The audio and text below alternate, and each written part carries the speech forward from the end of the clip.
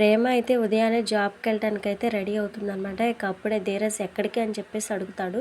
జాబ్‌కి వెళ్తున్నా అని చెప్పేసి ప్రేమ అయితే చెప్తుందనమాట. ఎంత పొగరే నీకు? నీకు జాబ్ చేయడానికి వీల్లేదు. నేనే జాబ్ చేస్తానని చెప్పాను కదా! నువ్వు జాబ్ చేసి మా నాన్నే నలుగురు 4 మాటలు అనేటట్టు చేయటానికేనా అని చెప్పేసి ధీరజ్ అయితే అనగానే ఇక ప్రేమ అయితే ధీరజ్ వైపు అయితే కోపంగా చూసి అసలు నీది జాబ్ చేసే ఫేసేనా? నీ బతుక్కి ఎప్పుడైనా నీ పని నువ్వు సరిగ్గా చేసుకున్నావా? బాధ్యత లేకుండా బలాదూరుగా తిరగడం తప్ప ఏం చేయవు. నీ కాలేజ్ ఫీజు కూడా నువ్వు కట్టుకోలేవు. మీ నాన్న ఓసారి రైస్ మిల్లులో మూటలు మోయించినా కూడా నీకు ఇంకా సిగ్గు రాలేదు. ఇంకా నాన్న నాన్న డబ్బులు ఇవ్వండి అని చెప్పేసి అడుక్కుంటావు. ఏమాత్రం కూడా నీకు సిగ్గు రోషం లేకుండా దులిపేసుకొని తిరుగుతూ ఉంటావు. నువ్వు జాబ్ చేస్తావా? నీ మాటలు నమ్మి నేను జాబ్ మానేయాలా? కామెడీ చేసింది చాలు కానీ వెళ్ళి పని చూసుకో అని చెప్పేసి ప్రేమ అయితే అంటదనమాట. ఇక ధీరజ్ అయితే ప్రేమని జాబ్‌కి వెళ్ళకుండా అడ్డుకొని ఇంతకు ముందు వేరు, ఇప్పుడు వేరు. మా నాన్న మాటల్ని నేను చాలా సీరియస్‌గా తీసుకున్నా. నేను ఎంత బాధ్యతగా ఉంటానో నిరూపిస్తా అని చెప్పేసి ధీరజ్ అయితే అంటాడనమాట. అయ్య బాబోయ్! అవునా? నిజమా? Very good. బయటికి వెళ్ళి పిల్లలు ఎవరైనా ఉంటే చెప్పు వాళ్ళు నమ్ముతారని చెప్పేసి ప్రేమ అయితే అంటదనమాట. ఏంటి నేను సీరియస్‌గా చెప్తుంటే వెటకారం చేస్తున్నావా అని చెప్పేసి ధీరజ్ అయితే అంటాడు. ఇక వెంటనే ప్రేమ నీకు నా వెటకారమే కనిపిస్తుంది కానీ నేను ఎంత బాధపడితే ఈ నిర్ణయం తీసుకున్నానో కానీ నీకు అర్థం కావడం లేదు. దీన్ని ఎలా సహిస్తుంది? మీ బ్రతుకు మీరు బ్రతకండి అని మీ నాన్న మనకి చెప్పి 2 రోజులు అవుతుంది. కానీ నీకు చీమ కొట్టినట్టుగా కూడా లేదు. నువ్వు అంత సీరియస్‌గా తీసుకొని ఉండుంటే ఏదో ఒక జాబ్‌లో జాయిన్ అయ్యేవాడివి కదా అని చెప్పేసి ప్రేమ అయితే అంటదనమాట. ఇక వెంటనే ధీరజ్ అయితే నేను ప్రయత్నించానో లేదో నీకు తెలుసా అని చెప్పేసి అంటాడనమాట. ఇక్కడ కావాల్సింది ప్రయత్నాలు కాదు పరిష్కారం అని చెప్పేసి ప్రేమ అయితే అంటుంది. నువ్వు ఇలా ప్రయత్నిస్తూనే ఉంటే ఈ ఇంట్లో మన పరిస్థితి ఏంటి? నువ్వు మీ వాళ్ళతో కలిసి తినగలవేమో. నేను నా ఆత్మాభిమానాన్ని చంపుకోలేను. ఖచ్చితంగా జాబ్ చేసి తీరుతానని చెప్పేసి జాబ్‌కి వెళ్ళడానికైతే బయలుదేరుతదనమాట. వెళ్ళడానికి వీల్లేదని ప్రేమ చేయి పట్టుకుంటాడు ధీరజ్. రేయ్ వదలరా అని చెప్పేసి విడిపించుకుంటూ ఉంటదనమాట ప్రేమ. చూడు ప్రేమ ఇది నీకు ఆత్మాభిమానానికి సంబంధించిన విషయమే కావచ్చు. కానీ ఇది నాకు ఒక కొడుకుగా మా నాన్న దగ్గర నా మనుగడకు సంబంధించిన విషయం. నిన్ను పెళ్లి చేసుకోవడంలో కానీ, ఆ నగల విషయంలో కానీ తప్పు లేదు. అయినా సరే నాన్న ముందు నేను దోషిగా నిలబడ్డాను. అలాగని జరిగిన నిజాలు చెప్పి ఇటు నిన్ను అటు మా అమ్మని బాధ పెట్టలేను. ప్రస్తుతం నాకు మా నాన్న దృష్టిలో మంచి కొడుకు అనిపించుకోవడం తప్పితే వేరే దారి లేదు. ఈరోజు నేను ఏదో ఒక జాబ్‌లో జాయిన్ అయ్యి చూపిస్తాను. మా నాన్న మనకు అప్పగించిన మన ఇద్దరి బాధ్యతని ఈ రోజు నుంచే నెరవేర్చుతానని చెప్పేసి ధీరజ్ అయితే వెళ్తాడనమాట. సరే ఒకవేళ నీకు జాబ్ దొరకకపోతే ఏం చేస్తావు అని చెప్పేసి ప్రేమ అయితే అడుగుతుంది. ఒకవేళ నాకు జాబ్ దొరకకపోతే రేపటి నుంచి నువ్వు నీ జాబ్‌కు వెళ్ళొచ్చు అని చెప్పేసి బయటికైతే వెళ్తాడనమాట ధీరజ్. ఇక వాళ్ళ నాన్న కొనిచ్చిన బండిని కూడా అక్కడే వదిలేసి జాబ్ కోసం అయితే వెళ్తాడు.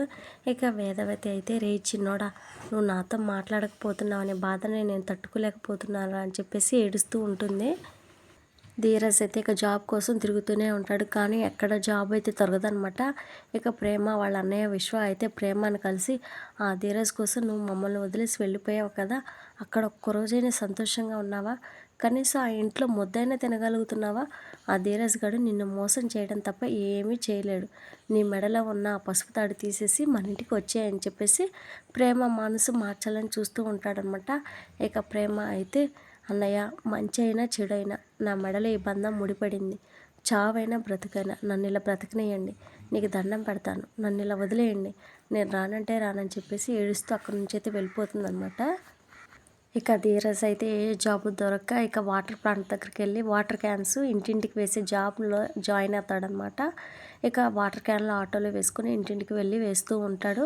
ఇక ప్రేమ అయితే జరిగిన విషయాన్ని తలుచుకొని కుమిలిపోతూ ఏడుస్తూ ఉంటుందన్నమాట. దేవుడా నాకెందుకు ఇంత నరకం పెట్టావని చెప్పేసి ప్రేమ ఏడుస్తూ ఉంటుంది.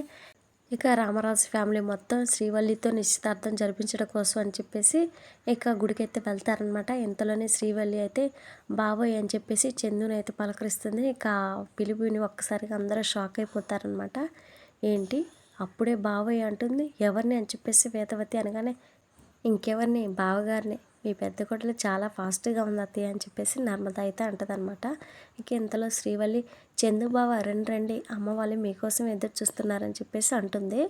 ఇంతలో తిరుపతి అయితే ఒరేయ్ పెద్దోడా నిన్ను బావా అని పిలిచేటంత కెమిస్ట్రీ ఫిజిక్స్ ఎప్పుడు డెవలప్ అయ్యాయిరా అని చెప్పేసి అంటూ ఉంటాడు. ఇక శ్రీవల్లి అయితే మాయగారండి మర్చిపోయానండి అని చెప్పేసి రామరాజు కాళ్ళ మీద పడి ఆశీర్వాదం అయితే తీసుకుంటుంది.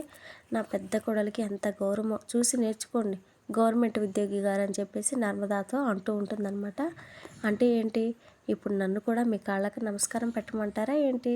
నేను కాళ్ళకి నమస్కారం పెట్టే టైపు కాదు, మా అత్తకి ముద్దు పెడతానని చెప్పేసి ఇక ఎప్పట్లాగే ఇక వేదవతికి అయితే ముద్దు పెడుతుందన్నమాట. ఇక రామరాజు అయితే ఉజ్జమ్మ మన పెద్దోడి అమాయకత్వానికి సరిగ్గా సరిపోయే అమ్మాయి దొరికిందని చెప్పేసి చాలా హ్యాపీగా ఫీల్ అవుతూ ఉంటాడనమాట. ఇక పెళ్లి ఖర్చు అంతా రామరాజుతో పెట్టించేటట్టుగా ఇక భాగ్యం అయితే ఆలోచిస్తూ ఉంటుంది. వాళ్ళ నోటితోనే పెళ్లి ఖర్చులు మొత్తం మావే అని చెప్పేసి వాళ్ళు అనేటట్టు నేను చేస్తాను చూడు అని చెప్పేసి ముందుగానే వాళ్ళ ఆయనతో చెప్తుందనమాట భాగ్యం. గుడిలో పంతులకైతే సైక్ చేస్తుంది. ఇక పంతులైతే 2 రోజుల నిశ్చితార్థానికి దివ్యమైన ముహూర్తం ఉంది, ఖాయం చేసేయమంటారా అని చెప్పేసి అడుగుతాడు. అయ్యో 2 రోజులంటే ఏర్పాట్లు చేసుకోవడం కష్టమవుతుందేమో అని చెప్పేసి రామరాజు అనగానే ఇక భాగ్యం అయితే మీరు భలే ఉన్నారు అన్నయ్య గారు, రాజు తలుచుకుంటే దెబ్బలకు కొదువా, మనలాంటి డబ్బున్న వాళ్ళకి 2 రోజులు నిశ్చితార్థం చేయడం పెద్ద కష్టమేమి కాదండి, అన్నీ ఫోన్లలో తెగ్గొట్టేద్దని చెప్పేసి అంటదనమాట. పంతులు గారు మీరు చెప్పిన ముహూర్తానికి నిశ్చితార్థం ఖాయం చేసేయండి అని చెప్పేసి అంటదే. ఇక పంతులు అయితే ముహూర్తం అయితే పెట్టేస్తాడనమాట. ఇంతలోనే భాగ్యం అయితే అన్నయ్య గారు మరి ముఖ్యమైన విషయాలు ఏం మాట్లాడుకోలేదు కదా అని చెప్పేసి అనగానే ఇక రామరాజు అయితే మాకు కట్న కానుకలు ఏం వద్దని చెప్పాం కదమ్మా, ఇంకా ముఖ్యమైన విషయం ఏంటి అని చెప్పేసి అడుగుతాడనమాట. అదే అన్నయ్య గారు నిశ్చితార్థం పెళ్లి ఏర్పాట్ల గురించి మాట్లాడుకోలేదు కదా అని చెప్పేసి భాగ్యం అయితే అంటదనమాట. ఇందులో మాట్లాడుకోవడానికి ఏముందమ్మా, ఆచారం ప్రకారం పెళ్ళి నిశ్చితార్థం ఆడపిల్ల వాళ్ళే జరిపించాలి కదా అని చెప్పేసి రామరాజు అయితే అంటాడనమాట.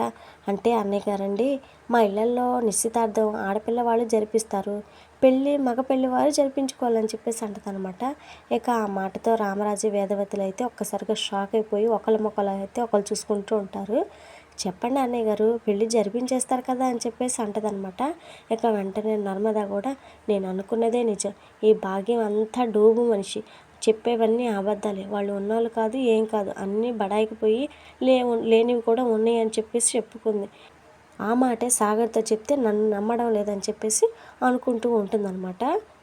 ఇక రామరాజు అయితే జరిపించక ఏం చేస్తాను చేస్తానా అన్నట్లుగా సరేనమ్మా అని చెప్పేసి అంటాడు.